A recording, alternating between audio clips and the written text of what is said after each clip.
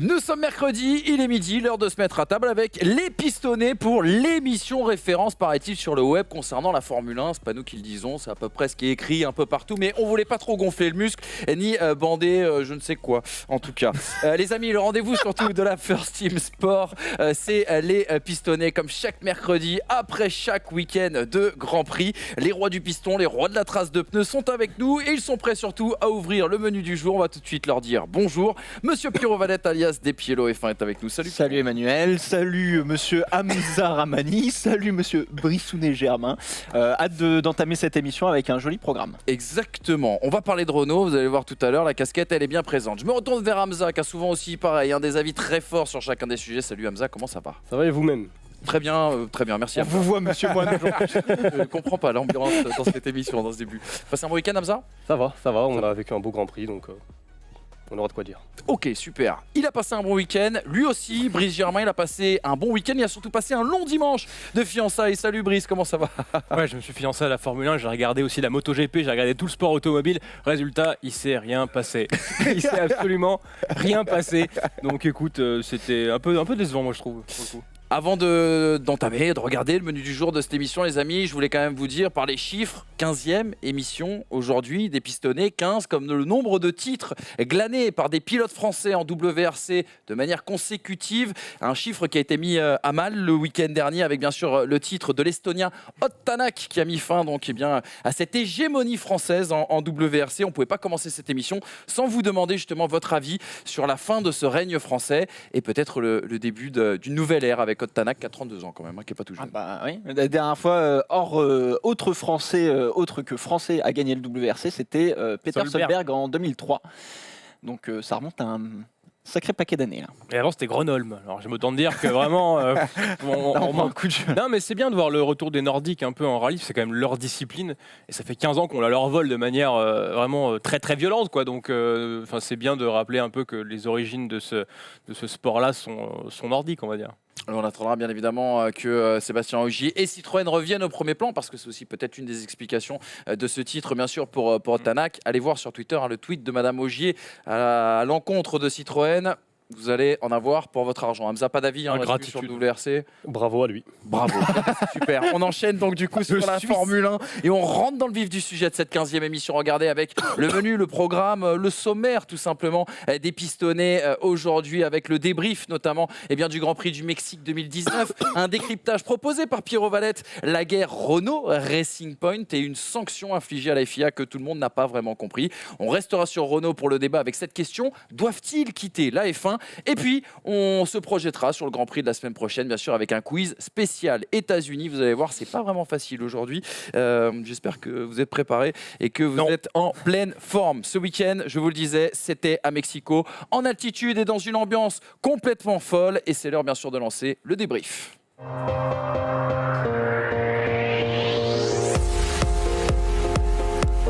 Le Mexique, 18e rendez-vous de cette saison 2019 de Formule 1, marqué par la 10e victoire de cette saison du Britannique Lewis Hamilton.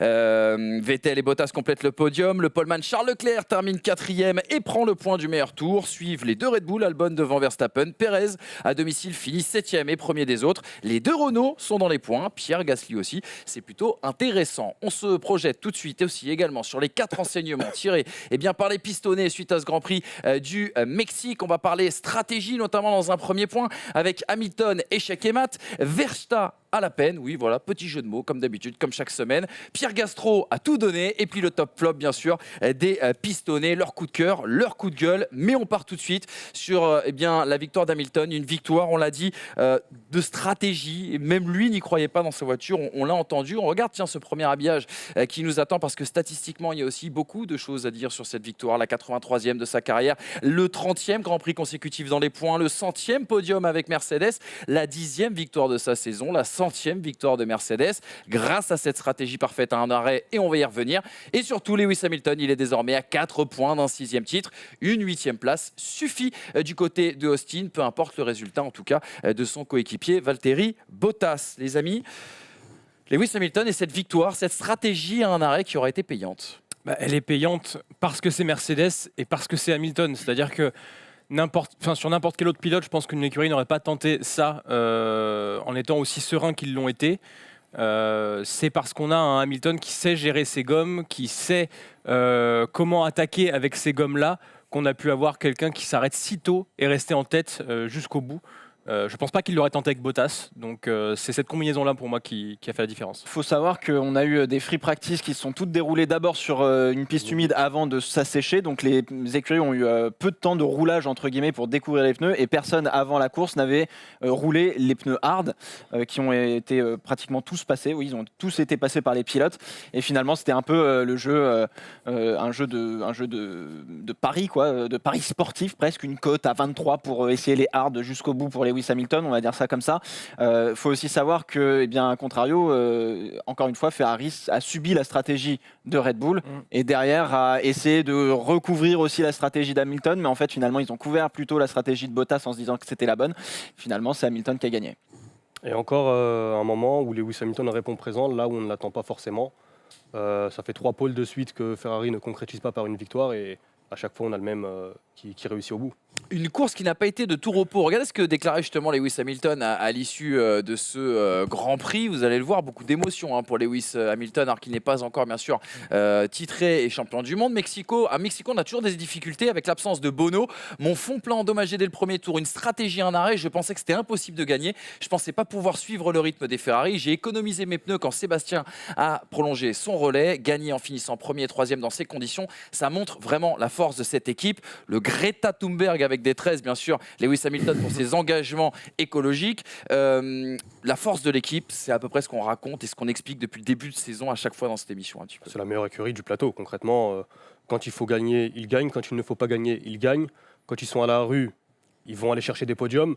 Mercedes fait une saison excellente. En fait, c'est à l'image de la saison de Mercedes, tout simplement. Et puis c'est incroyable parce que il y a son ingénieur de piste qui est absent et qui sera normalement absent aussi pour les prochains Grands Prix, je crois.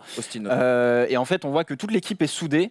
Et on lui dit non mais vas-y Lewis, tu peux y arriver. Et encore une fois, on a un Lewis Hamilton qui est pas certain de la stratégie qu'on essaie de lui imposer. Il dit ouais mais je suis pas sûr les gars, je suis pas sûr.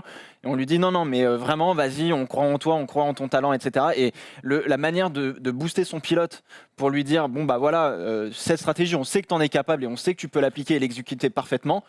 Vas-y, crois en toi. Alors que dans d'autres équipes, on est plutôt à l'effet inverse en mode ouais mais les gars moi non je suis pas trop pour cette stratégie ouais alors on va peut-être changer et c'est un peu le cas chez Ferrari où pour une fois Vettel a fait le contraire et a dit non moi je vais essayer de faire la stratégie avec vous, ce que Leclerc n'a pas fait où il a été tributaire de la stratégie de Ferrari et finalement ça a pas payé pour lui. Dernière chose, le problème avec ces voitures cette saison, dès qu'on a un circuit qui est très demandeur en pneumatique, tout le monde est à la peine sauf 2 pilotes, Verstappen.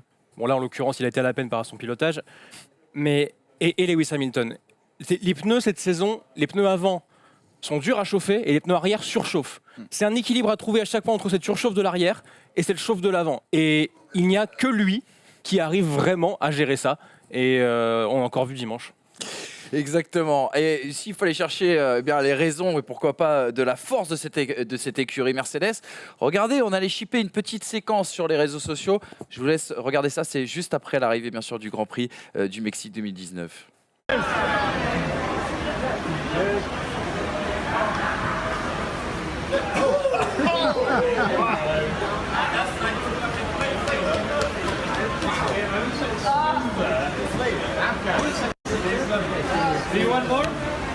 Eh ouais, t'es qui la time pour Mercedes à l'arrivée de ce Grand Prix. On peut dire que la physio de Lewis Hamilton aurait largement sa place dans la First Team. On l'a vu, on l'a aperçu. Mais en tout cas, vous êtes bienvenue, madame. Deuxième enseignement, sans transition, bien évidemment. Le long et difficile week-end de Max Verstappen.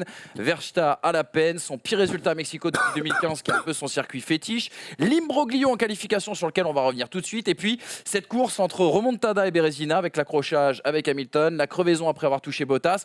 Et puis cette friction avec Magnussen, je veux avoir votre avis déjà sur l'épisode des qualifications. Moi c'est très simple, on est en altitude, manque d'oxygène dans son cerveau, il fait que des... Bah non mais si c'est vrai, je suis désolé. Manque d'intelligence de course du coup. Bah là clairement, enfin je veux dire le premier virage, bon bah il écarte sur Lewis Hamilton, derrière il y a ça. Mais avec la qualif. Il rate, oui bien sûr. Bon alors il y a la qualif aussi, le pas avoir un drapeau jaune, être un peu trop arrogant. Alors moi, j'ai trouvé qu'il était arrogant, j'ai pas trouvé qu'il était insolent, mais il a été vraiment trop sûr de lui. C'était peut-être pas forcément le move le plus intelligent à faire en conférence de presse. Bon, ouais, il y a un manque d'oxygène là. Le problème, c'est qu'il se pense, j'ai l'impression qu'il se pense au-dessus de la F1, au-dessus des lois, au-dessus des lois de sécurité qui sont, je pense, quand même les choses les plus importantes en F1 et plus globalement en sport automobile. C'est ce que Red Bull lui dit en même temps.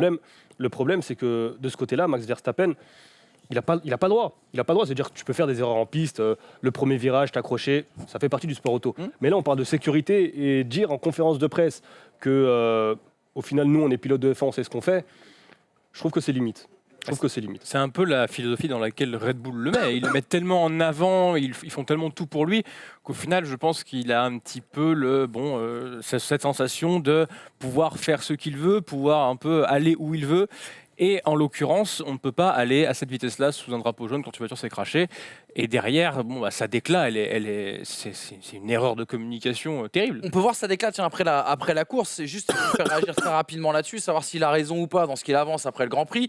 Oui, j'aurais dû lever le pied en Q3, Vettel l'a fait, mais Lewis pas vraiment. Il aurait dû lui aussi être pénalisé. Mais non. Sur mon accrochage avec lui au premier tour, j'ai pris un meilleur départ. Lui n'a pas su gérer les Ferrari. Il a tenté n'importe quoi et moi j'ai évité l'accrochage. Et ça non plus, ça n'a pas été pénalisé contre lui. Mais il suffit de regarder la caméra embarquée de Lewis Hamilton pour voir qu'au moment où Hamilton passe, il n'a pas de drapeau jaune, tout simplement. Vettel derrière, il a le drapeau jaune, il ralentit, ou il lève le pied, Verstappen ne le fait pas. Et puis au premier virage, où tu regardes les images 300 fois et 300 angles différents, je vois pas en quoi Hamilton est fautif, sachant qu'en plus il s'est fait tasser par Vettel, il a tout le flanc gauche des pneus qui est refroidi, et du coup pour le freinage c'est compliqué. Il a des freins qui sont à la surchauffe déjà, parce que la Mercedes est problématique à conduire à Mexico. Et derrière, c'est Verstappen qui va aller le bloquer le passage. Donc au final, je comprends pas cette déclaration. J'ai l'impression de retrouver le Verstappen il y a un an, frustré. Hamilton dit aussi que lorsque c'est Verstappen, il va laisser peut-être un peu plus de place. Donc quand même, là, Verstappen, Puis quand tu as un quintuple champion du monde qui te dit, bon, je sais que c'est toi, donc du coup, je sais qu'il y a moyen d'avoir l'accrochage. A priori, il a quand même de l'expérience et c'est ce qu'il dit. Exactement. Juste pour finir, en fait, tout simplement, le Verstappen qu'on a vu au Grand Prix du Mexique n'est pas le Verstappen qu'on a vu pendant toute cette saison 2019 et ça fait mal au cœur de voir ça parce que c'est un garçon dont on a dit qu'il avait beaucoup pris en maturité cette année. C'est le cas. Maintenant, là, il est retombé dans ses travers. Je sais, les résultats. Oui, je sais pas si c'est les résultats, mais en tout cas, il est retombé dans ses travers. Il a fait preuve d'immaturité. C'est ça qui est dommage. Et puis, forcément, derrière, ça fait des erreurs de pilotage un peu grotesques pour l'expérience qu'il a en Formule 1 maintenant, parce qu'il arrive en 2015, donc ça va faire déjà 5 saisons qu'il fait en Formule 1. Tu parles de résultats et depuis la trêve, depuis l'arrivée d'Alex Albon, le nombre de points, Albon a plus de points. Il a 2 DNF. Mettez Gasly dans la Red Bull pour que Verstappen gagne. Il a 2 DNF. Donc, tu vois, il a un petit peu ces démons du passé au moment où il avait un petit peu de problème à gérer cette frustration-là. Forcément, quand tu gagnes ou quand tu es deuxième, tu es moins frustré. Donc là, que Verstappen a du mal à gérer la pression à un moment donné quand il retombe dans des travers. Les échecs. On ne sait pas, on verra. On en vient de parler de Red Bull et de Verstappen. Évoquons quand même la petite sœur Toro Rosso et un pilote français qui a quand même, on peut le dire, réalisé un très très très beau week-end dans des conditions assez difficiles. C'est Pierre Gasly qui aura absolument tout donné, très prometteur aux essais. Il avait une très bonne gestion des gommes, notamment sur la séance d'essais libres 2, de très bon temps aussi également. Touché par le virus du tacos. Tiens, samedi, ils ont été 150 membres d'écurie et journalistes à être tombés malades et à avoir des problèmes gastriques. Oui, on peut vous le dire, c'est une information officielle. Et au final, il termine 8e de cette course, un excellent résultat. Enfin, ça, c'est mon avis concernant Pierre Gasly. C'est un excellent résultat parce qu'il était honnêtement dans une situation physique très difficile et il a failli ne pas prendre le volant samedi. Samedi, troisième séance d'essai libre du week-end. On l'a vu arriver, il avait une mine décomposée. Alors littéralement, il était vitreux. Enfin, ça allait pas du tout dans la tête, dans le corps, enfin nulle part. Et il sort pour faire quelques tours. Il place bien sa Toro Rosso. Il fait une belle qualif parce qu'il fait la Q3. Malheureusement, il fait P10 en Q3, ce qui fait qu'il doit. C'est la plus mauvaise place pour prendre le départ d'un Grand Prix aujourd'hui avec les pneus qu'on a. Donc du coup, il a dû partir en soft. Il s'est arrêté relativement tôt dans le Grand Prix. Il s'est arrêté au 9e tour. Et derrière, c'était beaucoup plus compliqué de gérer les hards parce qu'on ne savait pas à ce moment-là de la course si les hards allaient fonctionner jusqu'au bout. Donc ça a été pas facile, mais il s'en est bien sorti et il marque des points et c'est ça l'important. Et tu disais. Moi, je les appelle les condamnés, les 2 Toro Rosso, les 2 McLaren qui ont démarré la course en soft. Ouais. C'est le meilleur de ceux-là, parce qu'au final, ils ont fait une course à part, limite. T'as Norris, bon, il a eu ce problème au stand. Sainz, c'est Kvyat qui ne termine pas dans les points. Gasly, finalement, ouais, il fait la meilleure course de ceux-là. Tour de table très rapidement, et je demanderai ton avis à toi, Brice, bien évidemment. Est-ce que ça suffit, cette performance, pour reprendre son baquet du côté de Red Bull l'année prochaine? On sait que l'annonce, elle devrait arriver normalement dans les jours qui viennent, mais on ne croit jamais Red Bull, donc ça devrait prendre un petit peu plus de temps, pourquoi pas dans quelques semaines. Au vu de ce que fait Albon, je suis pas sûr, et surtout, je suis même pas sûr que Gasly ait envie de retourner chez Red Bull. Mentalement, ils l'ont quand même bien saccagé en l'espace de 12 courses.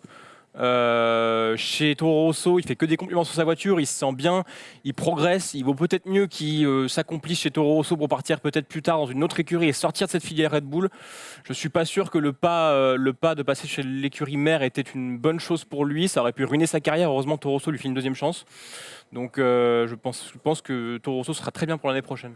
Après, quand tu es pilote Toro Rosso, tu peux pas reprocher à Gasly ou à qui que ce soit d'essayer, de passer chez Red Bull. Ah non, mais bien sûr, mais on lui reproche pas. Il le faire, il a tenté. Et je pense qu'il est beaucoup mieux maintenant. C'est tout. Je pense qu'on l'a déjà dit dans cette émission que Gasly et Red Bull, ça peut pas matcher en termes de mental, on va dire. C'est plutôt une bonne chose qu'il reste chez Toro Rosso au final, parce qu'en 2020, fin 2020, 90% des pilotes seront sur le marché des transferts. Donc en 2020, il n'y a que Leclerc et Verstappen, je crois, qui ont un contrat derrière, et Ocon. Bon, on verra. On va en parler tout à l'heure. On en parlera tout à l'heure. Mais il y a deux aujourd'hui, il n'y a que 2 pilotes qui ont un contrat. Donc, est-ce qu'il vaut mieux rester chez Toro Rosso, progresser tranquillement, montrer ce qu'on vaut au volant d'une Toro Rosso pour aller dans une autre écurie et sortir du giron Red Bull? Ou est-ce qu'il vaut mieux aller chez Red Bull, se faire saccager par Verstappen qui reviendra encore plus fort l'année prochaine parce qu'il est que dans de l'acquisition d'expérience, j'ai envie de dire. Et surtout que l'an prochain, Red Bull visera le titre mondial. Donc il faudra un deuxième pilote solide. Ce sera l'objectif. Après, ce sera l'objectif. De là à voir, à un moment donné, ouais. Si Gasly ne répond pas présent, ça va être encore plus compliqué pour lui la saison prochaine. Pierrot nous parlait de Gasly saccagé par Verstappen. Il a à nouveau été victime d'une saillie aussi également d'Helmut Marko ce week-end. Malgré le fait qu'il était malade, regardez ce qu'a déclaré Helmut Marko. S'il est trop malade, on devra lui mettre une couche dans la voiture. Voilà l'humoriste autrichien et homme de parole, bien évidemment. Lui aussi, on va lui en mettre. Encore. 4e enseignement, les amis, vos coups de cœur, vos coups de gueule. On regarde ça tout de suite, bien sûr, en habillage. On avance, bien sûr, dans ce débrief de ce Grand Prix du Mexique. Coup de cœur. Coup de cœur pour notre ami Brice. Je le sais, il est un peu parfois démago. Coup de cœur sur ce Grand Prix du Mexique. Et bien sûr, cette ambiance absolument magnifique. Il va nous en parler. Coup de gueule également de Hamza. Hamza, bah oui, coup de gueule forcément, parce qu'il faut parler de Grosjean. Grosjean battu par une Williams. On va quand même se poser les questions sur ce plateau. Et puis coup de gueule aussi pour Pierrot, avec tous ces soucis technologiques, soucis de pit stop. Il va nous en parler, mais on commence avec toi, mon cher Brice. Oui, je vais faire mon Lewis Hamilton. Je vais dire que la foule était incroyable. C'était le meilleur week-end de ma vie. Non, c'est pas vrai. Non, ça fait plaisir de voir une ambiance pareille. Voilà, ce stadium est quand même assez fou. Faudrait qu'il y ait plus de choses comme ça en Formule 1 pour voir une vraie ambiance. On nous dit toujours que notre sport est un sport de niche, mais un sport de niche ne fait pas déplacer sur un week-end 350 000 personnes. Alors en France, il le fait pas, hein, mais au Mexique, il le fait. C'est arrivé sur le podium là. Bon, elle était assez mythique. Petite dédicace au petit mec casqué, parce que heureusement qu'il était casqué parce qu'il s'est pris la honte de sa vie quand même. Le seul truc que je reproche, c'est dommage qu'il y ait de l'ambiance que pour Checo Pérez. C'est comme si la meilleure ambiance en Ligue 1 c'était pour Dijon-Guingamp, tu vois. Bon, tu vois, quand c'est le 9e qui dépasse le 8e, incroyable. Tu vas pas à un public de supporter. Non, mais ce que je veux dire, c'est que nous en France, si l'an prochain Gasly dépasse Verstappen, mais moi je serais le premier à faire. Ça sera tous pareil. Ouais, mais est-ce que ça arrivera? Réponse en 2020. Non, mais voilà, tu peux t'extasier aussi pour la beauté du sport. Là, c'est vrai que tu t'entends gueuler que pour Pérez, c'est un peu particulier. Mais bon, après, on va pas le reprocher, ils sont chauvins et c'est normal. Mais le Mexique est un petit peu en train de relier le spectacle à l'américaine et le sanguinisme des latins. Et quand tu mêles un peu tout ça, ça donne quand même une belle ambiance. Ouais. Coup de gueule de Hamza pour l'un de ses chouchous pas bons, on peut le dire, c'est Romain Grosjean battu par Russell. Plus que Romain Grosjean, c'est contre Haas plus généralement, parce que Haas au final c'est une agonie, mais une lente agonie, on n'en parle jamais, j'ai l'impression, à part pour parler de Steiner qui dézingue à tout va et les accrochages entre leurs 2 pilotes, Magnussen et Grosjean. Mais c'est flippant de voir à quel point Haas est en train de couler tranquillement, au point aujourd'hui de se faire battre par une Williams. Je regardais les résultats de Haas cette saison. Depuis Monaco, ils n'ont fini que 3 fois dans les points, dont 2 fois en Allemagne avec cette course un peu folle. c'est flippant. Où ils ont fini à 12. Oui, voilà, c'est ça. Donc au final, est-ce que ça compte? Même une Williams, ça finit dans les points en Allemagne. Respect Robert. Donc ouais, c'est vraiment inquiétant de les voir régresser à ce point. Et Grosjean, Magnussen, j'ai l'impression que tu peux mettre qui tu veux au volant de cette monoplace, ça va être compliqué. Voilà, Même en GP2. on va finir la saison tranquillement et on verra la saison prochaine. Romain Grosjean qui 2020, était mais c'est inquiétant. déconfit à l'arrivée de ce Grand Prix. Autre coup de gueule, en tout cas constatation, c'est tous les problèmes de pit stop qu'il y a eu du côté du Mexique. Est-ce que tu as une explication, mon cher? Non, j'ai pas d'explication. Désolé pour ça, je n'étais pas sur place. Mais par contre, on peut voir que déjà l'année dernière, il y avait déjà eu ce problème sur les pit stops et notamment sur les pistolets qui avaient du mal à serrer les écrous des roues. Et là, encore une fois, c'est arrivé dans pas toutes les écuries, mais dans pas mal d'écuries. Ça a coûté une course à Lando Norris, merci. Ça a coûté un arrêt très long pour Charles Leclerc. Ça a coûté à d'autres pilotes. On a vu des pistolets qui n'arrivaient pas. Alors je sais pas, encore une fois, peut-être que c'est l'altitude. On se rend pas bien compte, nous, Européens, à 2200 mètres, l'impact que ça a. Quand on voit les ailerons, comment ils sont braqués pour une ligne droite où ils font, où le record, je crois, ça a été 370 km/h en bout de ligne droite. Là, ouais, il y a peut-être un truc, je sais pas. Mais il y a un truc. Je vais faire le montagnard de service vers les Alpes. Non, mais l'air est beaucoup moins dense en altitude. Non, mais c'est vrai. Merci. C'est vrai. Et par conséquent, en fait, sur l'appui des voitures, ça pose problème. Et ça peut poser problème aussi sur les pistolets à air comprimé. C'est-à-dire qu'il peut y avoir en fait des soucis de fonctionnement sur tout ce qui fonctionne à air comprimé. Donc après, je sais pas comment est foutu le pistolet en détail, mais s'il y a ça qu'intérêt, effectivement, ça peut jouer.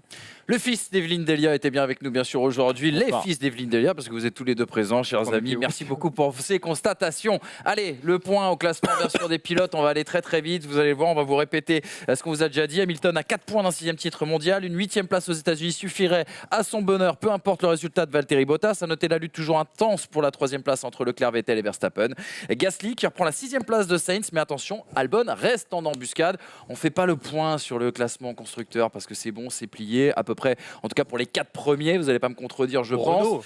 Oui, voilà. Renault, on va en parler tout à l'heure, donc on avance sur les pronostics. Regardons, tiens, les résultats de vos pronostics pour le Grand Prix du Mexique parce qu'il s'en est passé des choses. Plus 1,5 pour Monsieur Brice Germain pour cette phrase. Il nous a dit, vous allez voir, Lewis Hamilton va gagner, mais il ne sera pas champion du monde, ça a été récompensé. Plus 1 pour Piero Despiello parce que il était un peu au fond de la marmite depuis le début de cette saison et il nous a dit qu'Hamilton ne serait pas champion du monde. Enfin, un grand risque, mais on a voulu le récompenser. Wow. Et il n'y a pas de point de malus pour notre ami Hamza qui avait dit Hamilton sera champion du monde dès ce week-end, mais Hamza a fait preuve d'audace, donc du coup pas de malus. Ça se resserre du coup dans ce classement des pronostics. Ça, et moi, la tête du ça me régale, véritablement ça me régale. Vos pronostics pour le prochain Grand Prix, je rappelle Grand Prix des Amériques du côté d'Austin le week-end prochain. Je veux mon bonus de 2 points parce qu'Hamilton sera champion aux États-Unis.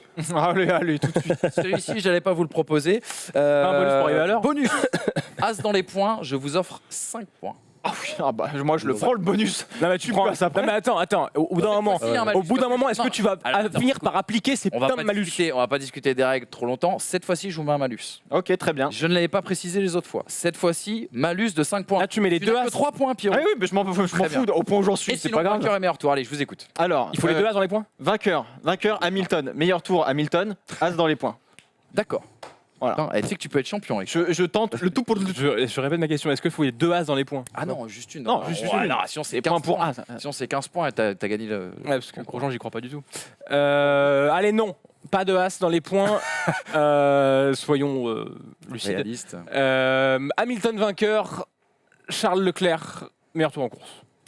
Leclerc vainqueur, Hamilton meilleur tour, As pas dans les points. D'accord. Eh bien écoutez, vous nous donnez vos pronos, vous chez vous bien évidemment, et puis on constatera, on comptera les points en tout cas à la fin de cette émission. On vient de débriefer le Grand Prix du Mexique, marqué en avant-propos, on le sait, par une guerre féroce en coulisses entre Racing Point et Renault. C'est l'heure bien évidemment du décryptage de Monsieur Pierrot.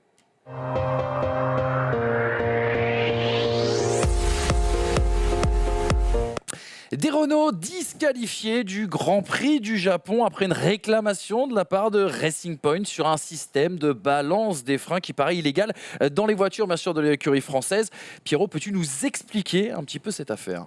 Eh bien oui, dans ce monde impitoyable de la Formule 1, tous les coups sont permis. Ce n'est plus de la boxe, ce n'est même plus de l'octogone sans règles, sans cage d'ailleurs. Enfin bref, on dénonce toutes les écuries pour gratter le moindre petit point qui vaudra des millions et des millions de dollars à la fin de la saison à Abu Dhabi. Et Racing Point a mis dans le 1000, non pas dans son logo, hein, clairement, mais sur un système de balance de frein qu'utilise Renault. Alors la balance des freins, moi je connais à peu près sur mon vélo, n'ayant pas le permis. Est-ce que tu peux m'expliquer qu'est-ce que c'est Alors, pour une voiture? Comme l'image nous l'a montré, sur un vélo, vous avez un frein à l'avant et un frein à l'arrière. Je parle sous la supervision de Polo et de roue libre. Je pense pas trop me tromper jusque-là.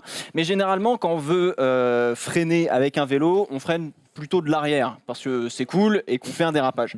Et puis parce que en fait, freiner de l'avant, quelque part, on a tous cette connaissance qui a actionné le frein avant et qui est parti en triple salto avant. Et donc, ça, c'est un petit peu moins cool. Sauf que dans une voiture, on n'a pas de pédale de frein pour l'avant et une pédale de frein pour l'arrière. On n'a qu'une seule pédale. Du coup, on a inventé un système qui permet de répartir la puissance du freinage entre les freins à l'avant et les freins à l'arrière. Trop de freins à l'arrière et vous bloquez donc les roues arrière. Vous partez en gymkhana façon Chem-Block sur le parking du supermarché. Trop de freins à l'avant, vous bloquez les roues avant tout simplement et puis vous allez tout droit dans le mur. Voilà. Il faut donc répartir la puissance des freins correctement pour trouver la bonne balance entre suffisamment de freins à l'avant, suffisamment de freins à l'arrière pour avoir le freinage le plus efficace. Et cette balance de frein, on peut l'ajuster en Formule 1. Vous allez voir par des boutons sur le volant, tout simplement. Un gros freinage pour une épingle et hop, je mets un peu plus de frein à l'avant. On veut une voiture qui soit vraiment stable. Là, vous le voyez, c'est le numéro 14 et le numéro 8 qui permettent de justement régler cette répartition de freinage. Un freinage en appui avec une voiture qui tourne et hop, un peu plus de frein à l'arrière pour essayer de faire pivoter la voiture et la faire tourner.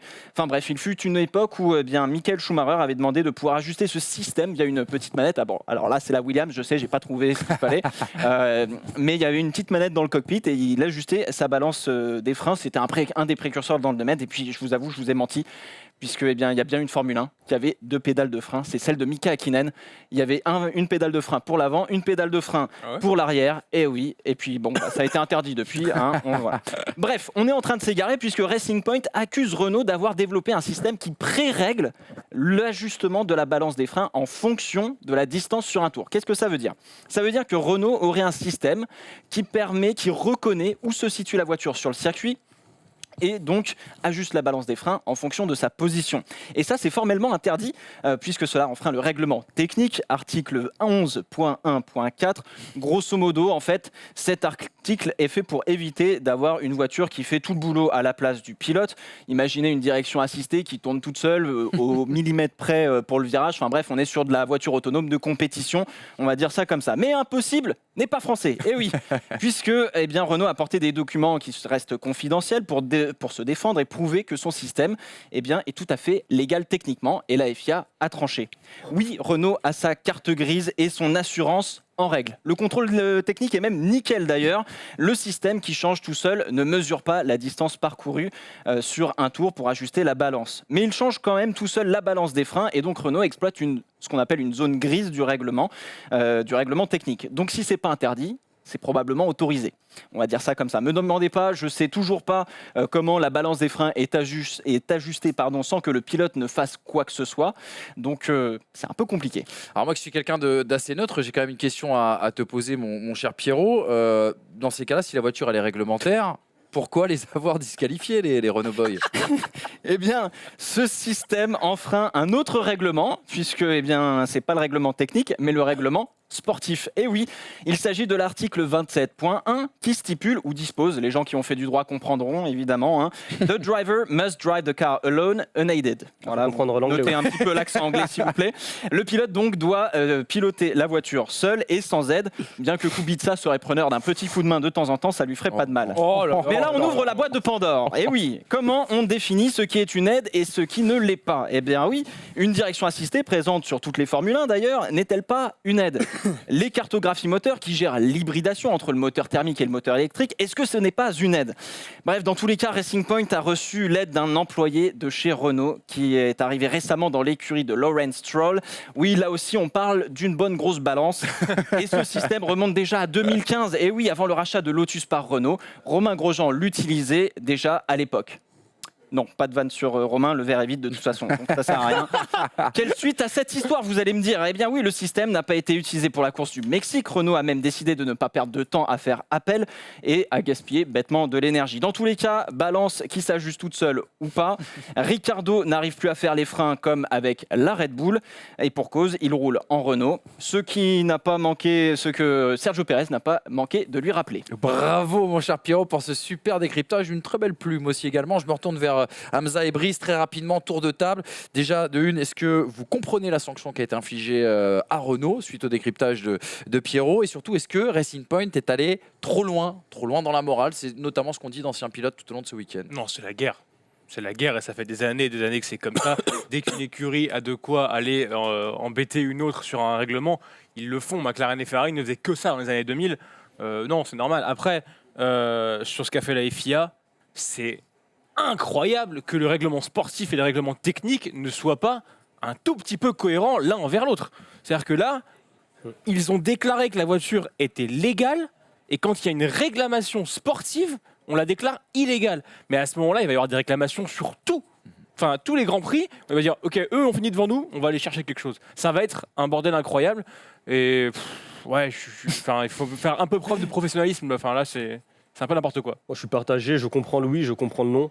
Le oui, parce que effectivement, s'il y a aide, il y a sanction. Le règlement est clair de ce côté-là, pas d'aide au pilotage. Et de ce côté-là, s'il y a aide, oui, il y a sanction. Pour pas avoir un cas similaire à Sébastien Vettel, on en parlait il y a 2 semaines avec le fameux seuil de tolérance qui t'a fait plaisir. Exactement. Maintenant, le non, parce que si le règlement est tenu, tout à l'heure tu parlais justement d'une zone grise, bah, faut pas sanctionner de suite en fait. Il y a beaucoup d'écuries qui demandent ce qu'on appelle des éclaircissements pour embêter une équipe, mais sans la sanctionner parce qu'ils veulent rester.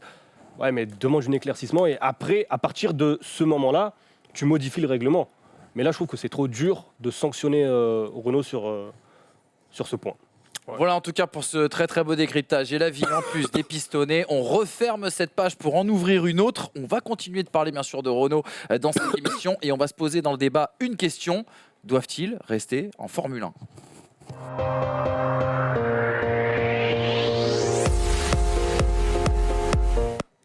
Et s'il y avait comme l'ombre d'un doute autour de la présence de Renault à l'avenir en Formule 1, on avait commencé à vous en parler il y a quelques semaines dans cette émission. Et si Renault arrêtait son engagement à l'issue de la saison 2020 ? Voici les 4 explications qui nous ont poussé à vous proposer ce débat, bien sûr, aujourd'hui. On va y jeter un petit coup d'œil. Déjà, le directeur général, Thierry Bolloré, qui a été évincé de la direction du groupe, un ancien proche de Carlos Ghosn, fervent soutien également au projet F1, une 4e place aux constructeurs qui s'éloigne, on est très loin des objectifs annoncés au retour de Renault en 2016, un déficit financier qui se creuse et l'annonce aussi également que aucune écurie ne devrait être fournie en moteur par Renault dès 2021 et puis des accords Concorde qui s'enlisent et l'affaire du système de répartition de freinage dont on vient de parler qui n'a pas forcément fait une très belle pub à Renault. Et si on ajoute à cela, à ces 4 renseignements, à ces 4 constatations, une petite déclaration qui a fait naître l'idée de ce débat, c'est Clotilde Delbos, la nouvelle directrice générale du groupe Renault, qui a dit à propos de l'engagement de Renault en F1, tout peut être mis sur la table à un moment donné, c'est un examen approfondi de notre stratégie et de notre plan. Les amis, première question dans ce débat, l'engagement de Renault en F1 est-il en danger ? Je trouve des accords Concorde, pardon. Si ça va pas dans leur sens, c'est pas incongru de les voir quitter la F1. Mais c'est quoi leur sens ? Parce qu'en fait, à l'heure actuelle, rien n'est dans leur sens. Donc autant partir d'une page blanche. Si, parce que les accords 2021, les accords Concorde avec la nouvelle réglementation plaisaient plutôt à Cyril Abitboul. En tout cas, Renault travaillait dans ce sens-là et se disait que c'était l'opportunité, le moment d'avoir une bonne voiture comme quand Mercedes est arrivé en 2014, est arrivé pour une voiture de 2014. Donc pour eux, c'est peut-être le moment de faire ça. Donc ça va plutôt dans le sens, les accords 2021. Il y a Renault, dès qu'on en parle à Cyril Abitboul, il est content. Il est là, il faut que les écuries disent oui, il faut qu'il y ait un budget capé, il faut qu'il y ait ceci, il faut qu'il y ait cela. Donc nous, on est partant pour ce qu'on nous propose. Ce qui n'est pas le cas de toutes les écuries de F1. Quand on voit les 4 constatations quand même, messieurs, est-ce que vous n'avez pas l'ombre d'un doute ? On parlait d'ombre d'un doute en début de ce débat. Est-ce que vous ne doutez pas sur la présence de Renault, hormis bien sûr ces accords Concorde dont on ne sait pas pour le moment comment est ficelé cet accord, parce qu'il n'y a pas d'accord tout simplement. Quand on regarde notamment les 3 premiers points, on sent quand même que ça pourrait partir en autre. Le problème de base en fait, avec le retour de Renault F1, c'est qu'ils ont sous-évalué les coûts qui leur permettraient d'arriver à l'objectif initial. le titre de champion du monde. À partir de ce moment-là, forcément, tu vas traverser des moments compliqués. C'est ce qui est en train de se passer en ce moment. Maintenant, je trouverais dommage qu'aujourd'hui, Renault a un très bon line-up. Là, en ce moment, il l'aura aussi l'année prochaine. Ce serait bête de se priver d'une écurie qui a 2 si bons pilotes qui peuvent aller chercher des podiums avec une bonne voiture. Surtout qu'on voit cette saison, on a vu à Monza que Renault a un bon moteur. Finalement, c'est un problème de châssis. Ricciardo l'a annoncé il y a quelques semaines, je l'ai vu passer, qu'il y aurait un changement de philosophie aéro pour la voiture en 2020. On verra où ça nous mènera, mais je pense que Renault n'est pas si loin de performer, d'avoir une monoplace performante. Je pense que le souci, il a été dans la communication dès le début, d'annoncer un plan quinquennal et arriver à la fin sur un objectif d'être champion en 2020. Aujourd'hui, on ne se poserait pas la question de savoir si Renault va continuer ou non, si on n'avait pas eu des objectifs clairs et nets dont on sait qu'ils n'atteindront finalement jamais cet objectif-là en 2020 et jamais ils seront champions. Donc, oula, je n'aurais pas dû dire ça, parce que si ça arrive, je suis dans le caca. Donc en fait, déjà, on a cette vision d'échec. On n'aurait pas eu cette vision-là. Deuxièmement, quand tu arrives en 2021 avec une page blanche qui va être mise, c'est l'occasion pour Renault de faire valoir son savoir-faire et d'arriver au même point que les autres. Mercedes est arrivé en 2014 avec une avance considérable. Tu ne peux pas te pointer en 2016 en te disant on va vous battre sur 5 ans, on va arriver à faire des progrès autant que vous. Chez Mercedes, ça bosse. Donc finalement, chez Renault, pourquoi partir alors que finalement c'est peut-être le moment où ils vont pouvoir se montrer? Il a raison, excuse-moi, sur la communication, le sentiment d'échec, il vient parce qu'il y a eu une annonce d'objectif. Ça me fait penser à l'OM. Exactement ça. Les Américains ils sont arrivés en disant on va faire ci, on va faire ça. Au final, il n'y a rien. Tu prends des 4-0 au parc. Là, c'est pareil. S'il n'y a pas cette communication, il n'y a pas ce sentiment d'échec. Et tu peux progresser dans un environnement plus serein. C'est un peu compliqué pour Renault cette année. Ricciardo qui lâche son gros mot en sortant de qualification au Mexique. Et exactement l'incarnation de ce qui se passe chez Renault, c'est qu'on a des ambitions et on n'arrive pas à les avoir. Et ça frustre un pilote. Et le premier, c'est Daniel Ricciardo parce qu'il a signé pour 2 ans chez Renault. Mais derrière, on lui a promis, grosso modo, on ne lui a pas promis en tant que tel, mais on lui a dit, ouais, normalement, 2019... allez, un podium. Mais là, ils en sont super loin. McLaren, ils sont devant avec un moteur Renault. Donc il y a un véritable problème. Il y a eu un loupé sur la Renault. En revanche, il faudra faire attention à 2020 parce que si on repart d'une feuille blanche, pas faire une McLaren, parce que McLaren est reparti d'une feuille blanche en 2013. Et depuis, ça a été la catastrophe. Son motoriste, c'est quand même différent. Ils peuvent travailler leur philosophie de voiture un peu plus de manière globale que McLaren l'avait fait avec Honda. Mais moi, je voudrais revenir sur ce que tu dis sur Ricciardo. C'est que Ricciardo, il se plaint, mais au bout d'un moment, peut-être que aussi lui se remette en question parce que lui, il arrive comme pilote expérimenté. Il a une 30aine d'années. Il devrait savoir développer une voiture. Surtout que le problème de cette Renault, c'est l'aéro et qu'il a bossé pendant des années et des années avec le meilleur aérodynamicien du monde, qui est Adrian Newey. Donc au bout d'un moment, s'il veut faire aussi progresser Renault, il devrait arriver en disant bon écoutez, comment ça marche, c'est comme ça, on va essayer une philosophie comme ça et arriver, et pas que en tant que pilote, mais aussi en tant que technicien et développeur d'une voiture. Vous allez voir, l'heure est quand même à l'optimisme quand on écoute Cyril Abiteboul. Il a été interrogé notamment sur l'avenir de Renault, c'était ce week-end au Mexique, car il n'a pas pu trop en dire sur le processus qui était en cours, bien sûr, au sein de Renault. Mais il dit soyons optimistes. Clotilde Delbos faisait partie du comité qui a pris toutes les décisions relatives à l'implication en Formule 1. Nous devons viser des résultats raisonnables, à un coût raisonnable. Nous allons dans la bonne direction avec les règles 2021 pour répondre positivement à cette question. Alors, je vous laisse réagir bien sûr tout de suite sur cette phrase de Cyril Abiteboul, mais on a vu aussi beaucoup de gens dans les commentaires se plaindre et dire il faudrait peut-être une réorganisation après 2020. Mais déjà, la phrase des résultats raisonnables à coût raisonnable, ça n'existe pas en Formule 1. En fait, quand ils sont champions du monde en 2005-2006, à l'époque, ils ont des coûts raisonnables. Ils sont en dessous de Ferrari, ils sont en dessous de McLaren, mais c'était une autre époque, c'était d'autres coûts. Et puis surtout, c'est une technologie bien moins compliquée à développer. C'est-à-dire que les coûts pour développer un moteur hybride avec un MGU-H, un MGU-4, ça n'a rien à voir avec un moteur V12 thermique comme à l'époque. Donc, V10. V10, pardon. Non, je suis un romantique. V14, V16, tu vois. J'imagine tout. Donc, ouais, non, c'est plus compliqué à faire. Et puis, cette phrase, elle est incroyable. Quand tu te pointes, tu poses les bollocks sur la table en disant on va être champion du monde et maintenant, on doit viser des résultats raisonnables.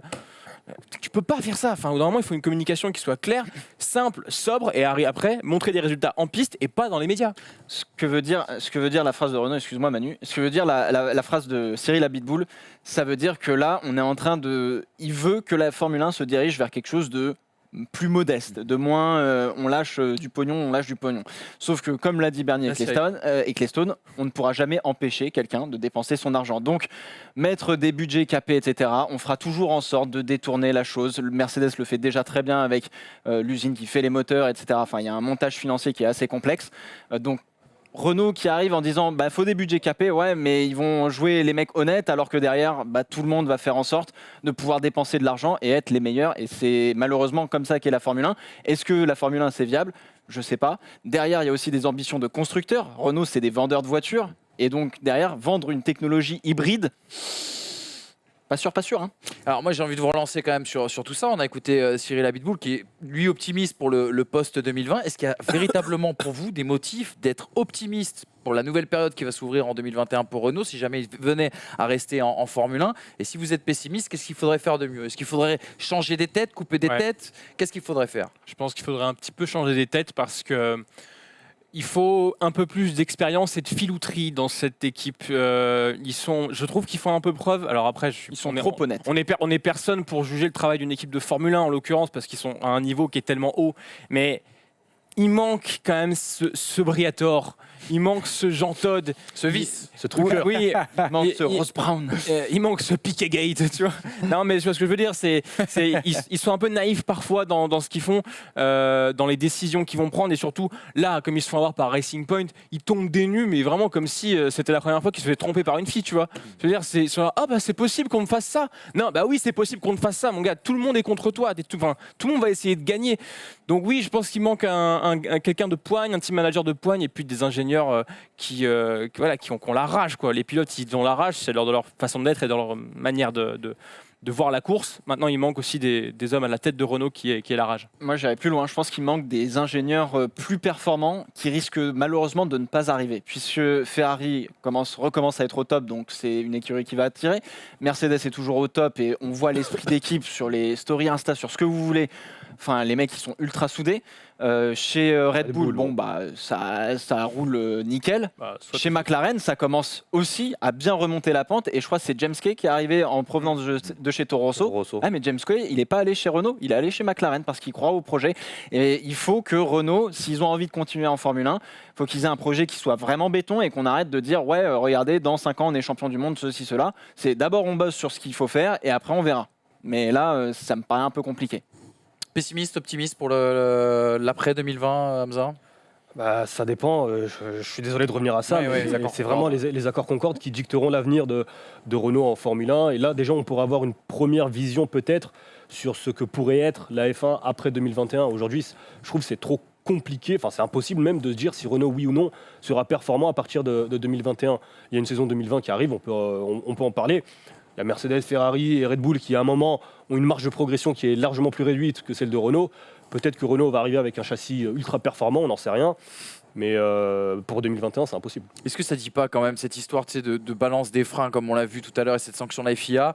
Tu parlais tout à l'heure du management de Renault F1. Est-ce que ça ne dit pas aussi que le lobbying de Renault au sein des écuries de F1 est quand même un peu faiblard pour sortir gagnant des accords Concorde? C'est simple, quand on revient sur l'histoire Mercedes, en tout cas sur l'ère moderne de la F1, quand ils sont arrivés pour dire on revient en Formule 1 en 2010, c'est à partir de 2007 qu'ils ont commencé à travailler le moteur hybride, donc ils ont eu 7 ans de développement et alors je ne sais pas s'ils ont imposé, mais en tout cas ils ont fait du fort lobbying pour qu'en 2014 on ait ce V6 hybride, technologie nouvelle, etc.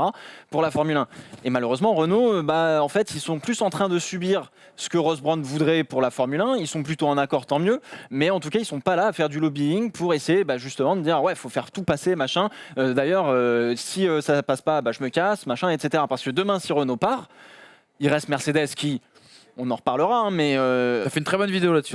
Peut potentiellement partir parce que eux veulent vendre des voitures électriques, donc la F1 n'a absolument aucun intérêt dans un avenir plus lointain, plus la Formule E. Donc si on perd 2 constructeurs, il reste Ferrari et c'est tout. Et personne d'autre qui fait des V6 turbo hybrides. Il y a plusieurs constructeurs et plusieurs motoristes qui se sont lancés pour essayer de faire un moteur de Formule 1 moderne. Trop compliqué. Porsche a abandonné. Cosworth qui faisait des moteurs de Formule 1 a abandonné aussi. Donc demain, si on a toujours cette technologie V6 hybride, il faudra faire avec Renault et Mercedes.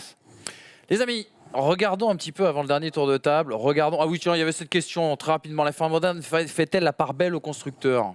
On peut dire Bah, que oui. Oui, pour Bien l'instant. d'y répondre. On vient d'y répondre, exactement. Allez, on passe à la suite. Avant le dernier tour de table, regardez l'avis des internautes, des viewers, des suiveurs des pistonnés qui répondent à cette question. Renault doit-il quitter la Formule 1 ? Michael qui nous disait, cette équipe n'a pas les ressources financières pour faire autre chose que de la figuration et du marketing. Inconcevable pour une marque de prestige d'accepter une telle humiliation. Ils partiront par avarice de mettre sur la table les montants à la hauteur de leurs ambitions. C'est à peu près en plus énervé ce que nous disait Hamza. F1, Renault ne doit pas quitter la F1 car pour moi cette année ils se sont penchés sur le moteur et ça a payé pour moi en 2020. Ils vont améliorer le côté châssis et il rappelait la fameuse citation de Ricardo qui expliquait que la philosophie aérodynamique de la voiture allait complètement changer. Autre réaction, c'est Antoine qui dit partez en WEC avec Alpine pour se battre avec Aston et Toyota. On aura compris que pour Antoine il faut quitter la Formule 1. Autre réaction encore, Juju, faites revenir Éric Boulier de toute urgence. Je sais que vous y avez Non, il est au Grand Prix de France, laissez-le s'occuper de ça. Et puis une dernière Très bien réaction, là-bas.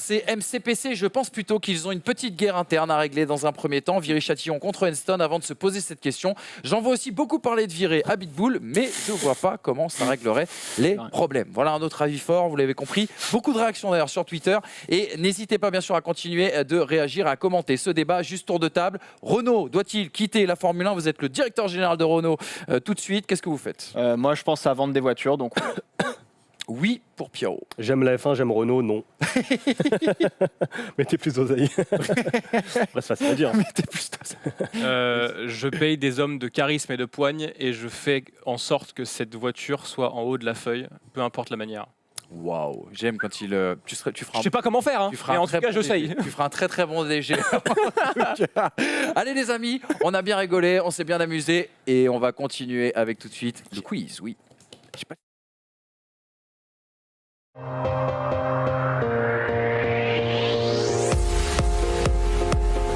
Chaud. On se projette tout de suite sur le Grand Prix des Amériques. Ça aura lieu à Austin ce week-end déjà. Et oui, la F1 ne nous laisse pas de répit. Et nous, on attaque tout de suite les essais avec une photo volée du Grand Prix du Mexique.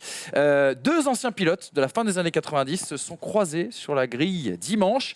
Et bien qu'ils aient... Attends. Rubens Barrichello Ouais. et ah putain, j'ai pas le Montoya. deuxième. Et il est pour lui. Quoi, Montoya? Ouais, Montoya. t'es là. Ah ouais, il C'est était ça. là. Ils se sont fait un gros Ouais. câlin sur la Je grille. ne croyais pas aussi Pourtant, gros. ils étaient opposés. Par contre, la qualité d'image, ça se passe comment ? Oui, mais désolé. Ah, Montoya, attends, il a. Cliqué sur un gif, on n'avait pas les droits. Je reconnais pas. C'est pas comme ça. Montoya, là ? C'est Montoya à droite en rouge. Eh, si. Et Barrichello Il a 67 ans. non, il en a 45. Avec... Non, il a pris Putain, sale coup un de dans moins la que Manu, putain. C'est pas bien ce que tu dis. Donc, vainqueur des essais, monsieur Hamza. Ça tombe bien, ça compte pour rien. On attaque tout de suite les qualifications avec ce classement. Oh, Les pilotes qui ont. Ah non, écrivez. Ah, tiens, il faut un stylo. mais T'as un j'ai- stylo. moi, J'ai pas de stylo, c'est pas grave, je fais ça de tête. J'ai de tête. Ah, bah vas-y alors. J'ai levé Schumacher, Hamilton, Vettel, Prost. Schumacher, Hamilton, Vettel, Prost, tu me cites les écuries pour moi Alors, Ferrari, Mercedes, Red Bull et McLaren. Ok, bon c'est bien, ils ont compris maintenant où est-ce que je vais chercher les questions pour le quiz. Du coup, ça compte pour du beurre. Oui. On passe tout de suite à la Q2, les amis, la Q2. Et je voulais vous parler du Grand Prix des États-Unis 2005, qui restera dans les annales de la F1. Mais est-ce que vous avez souvenir de Oui. qui composait ce podium Oui. Michael Schumacher, Rubens Barrichello, Thiago Montero. Pourquoi tu Salut. prends la parole comme ça alors que j'ai dit oui en même temps que toi ? Partir en pôle. Dommage. Le vice, tu parlais de vice tout à l'heure. Voilà. Tu parlais de vice. Ouais, tu sais quoi, je suis Cyril Abiboul. Renault, si vous cherchez quelqu'un. La pôle pour monsieur Pierrot Valette. très bien Et sûr, je peux vous c'est la dire que la pôle, elle est très très importante parce qu'il est vraiment chiant ce quiz. Allez, on est parti pour la course, les amis. Intitulé, s'il vous plaît. Quels sont les 6 circuits qui ont servi à accueillir la F1 aux USA? Ok. Et Alors, on commence par Pierrot Valette. Putain, c'est Indianapolis. Indianapolis, c'est bon. Austin. Austin, c'est bon. Las Vegas. Ah si, c'est sûr. Il faut le circuit. Il y a le Faut nom du circuit. Oui. Las Vegas. Putain, le nom du circuit, c'est sur un parking, frérot. Ah non. Bah, Ah non, non, non. Bon, tu sais quoi, je prends autre chose. Je prends autre chose. Long Beach, voilà. Bah t'as perdu, mec. ah si, non, normalement, il y a Long Beach. Mais arrête, non. Long Beach, Vérifiez vos sources, monsieur Moine. Vérifiez vos sources. Absolument. Oui, j'ai- Moi, très honnête non, avec toi, j'avais Long Beach. tu sors. Ouais, voilà. Dans les Hein commentaires, Bon, là, ça mais va être jamais de la classe, vie. hein. sors. Mais Moi, je tuez-le crois dans qu'il y les a Long commentaires, Beach. tuez-le. Long Beach. Moi, je pense qu'il y a Long Mais il y a Beach. Long Beach, c'est Pour sûr. Pour Non, être moi, très honnête, je- moi, moi, le moi, j'en ai prochain un que je autre. citerai, c'était Long Beach. Ah ouais. Moi, j'en ai un autre. On va prendre la place de Monsieur Moine, voilà. Allez. Glenn, ouais. Watkins Glen, victoire de François Sever. Ah, Émile contre la corde, vas-y. Long Beach. Ouais, c'est bon. Non, je te l'accorde, allez, arrête de faire ton caca nerveux là. Jap. Là, Il y en a un autre, normalement. Tu l'as, toi? On n'a pas un Malibu.